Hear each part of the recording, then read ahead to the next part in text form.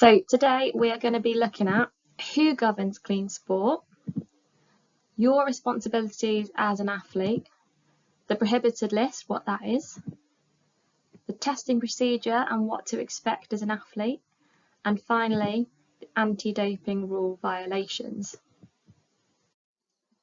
Okay guys, so let's start with governance. So there are two key organisations you guys need to be aware of within clean sport. The first being UK Anti-Doping, or UKAD. So UKAD's job is to sort of protect sport or protect clean sport within the UK. So they do this by working with lots of different national governing bodies, all the different sports, and they work on things such as research, education, intelligence and compliance. Okay. Within UKAD, they have an education programme called 100% Me, and it's kind of what it says on the tin. It's all about you knowing as an athlete that your effort is 100% from you and you're not cheating or using anything sort of prohibited or any sort of form of cheating at all. Now there's an app that you can download that has access to this education programme, and if you haven't done so already, I would strongly recommend downloading that when you get the next chance. The next organisation you need to know about is WADA. So this is the World Anti-Doping Agency. So they are the global organisation that governs clean sport. So they coordinate anti-doping rules and policies across all sports and across all countries. Okay. One of their sort of main jobs as well is managing that prohibited list, which we will go into a bit more detail later in this presentation.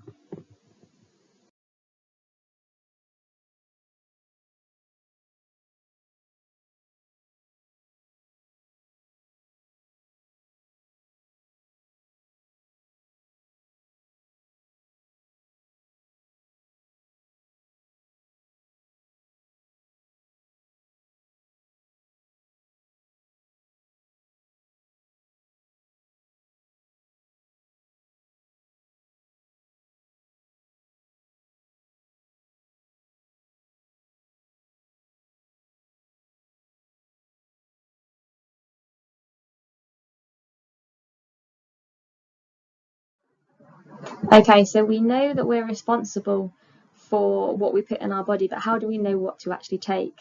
So this is where the prohibited list come in. So it's created and governed by WADA, as I mentioned earlier on, but it's basically a set of international standards that identify prohibited substances and methods both in and out of competition. Now, for any substance or method to be on the list, it has to meet at least two of these three criteria. It has to be harmful to health, performance enhancing, or against the spirit of the sport. Now, anything that's performance enhancing is going to be against the spirit of the sport because it gives an athlete an unfair advantage. However, there are scenarios where something might be against the spirit of the sport but is not performance enhancing. So this might be something like a diuretic, in which actually with regards to performance it dehydrates an athlete and therefore isn't going to improve performance. However, it might help an athlete make a lower weight category, for example by rapid weight loss through water weight. So an example might be, say, boxing, which would give them it would be against the spirit of the sport by fighting in a sort of a lower category than they should be. Now this list is updated annually on the 1st of January every single year.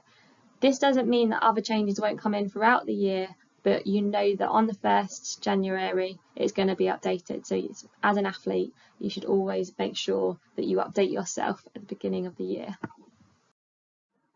Okay, so we know what the prohibited list is, but how do we understand it? Now, the prohibited list is not what you'd call an easy read. It's quite a complex document. However, in our next presentation around clean sport, we'll give you some tips and some methods at how you can sort of manoeuvre the list in a much easier way. Today, we're just going to cover the fact that there are 13 categories. So S0 to S9 all refer to substances, M1 to M3 refer to prohibited methods. Now, we won't go into it in much more detail than this. However, if you want to deepen your own knowledge, it might be worth going away and doing a bit of research on these categories.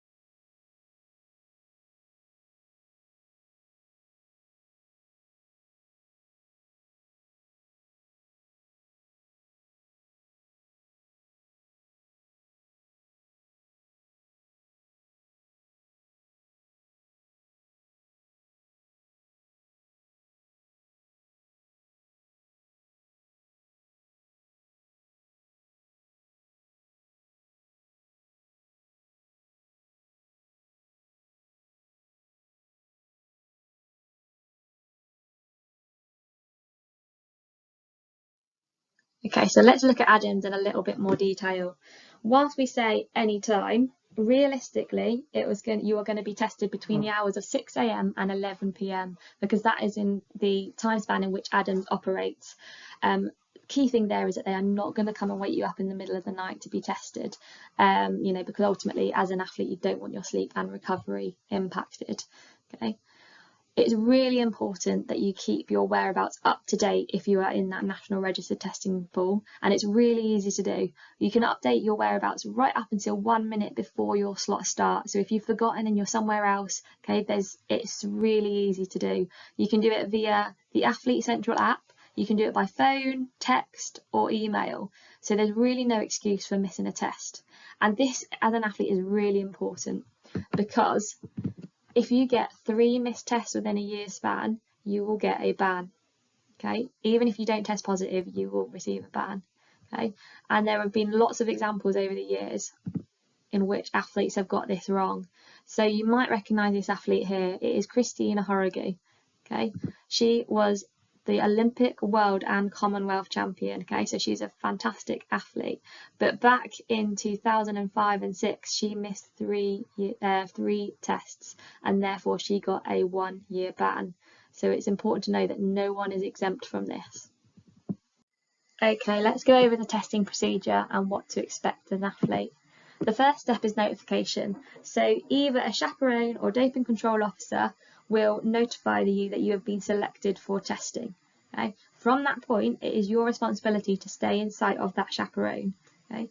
And you would then need to get your ID, if you don't already have it on you, for the next step. Okay? The next step is reporting to doping control. Okay? So it is your responsibility, once again, to go straight there. There are certain circumstances in which you can have a delay, but generally you are required to go there immediately. Once at doping control, it might take a little bit of time for you to actually provide your sample. So there should always be sealed water bottles available for athletes. Sometimes it can take a really long time to get through doping control, particularly as an athlete if you've just competed and you're dehydrated. Okay. As an athlete, you will select your collection vessel, and then you need to provide the sample. So during the process, the doping control officer will have to watch you provide your sample. Okay, they need to make sure that they can see the urine leaving your body.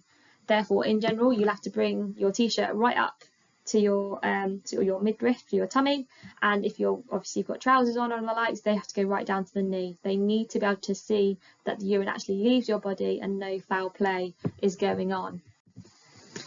Once you've provided your sample, you then have to select your A and B bottles. Okay, so there should always be at least 3 A and B bottle sort of packages to choose from. Okay, and you want to make sure that they are all sealed and they haven't been tampered with at all. We always have the A and B samples because they will test your A sample originally, and if there is an adverse finding, they will then back it up and test the B sample afterwards. Okay. The doping control officer doesn't do this, but you do this. They will oversee it, but you will then divide and seal your samples. So you'll need to split your urine sample between the A and the B bottles.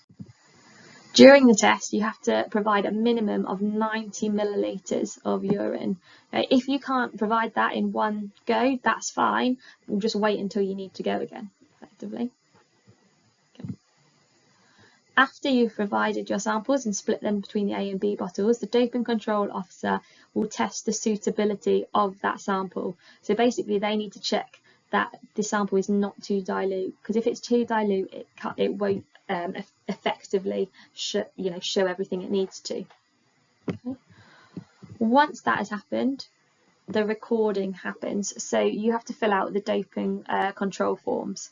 Okay, this is your chance to provide all details of any medication or supplements that you've taken in the past week. It's also your chance to say anything that you felt was not completed correctly throughout the process. So if you hadn't been offered bottled water, if there was only one set of A and B bottles, you need to make sure that you include that in the form, because if anything does go wrong down the line, you need to have shown that you were not happy with that process.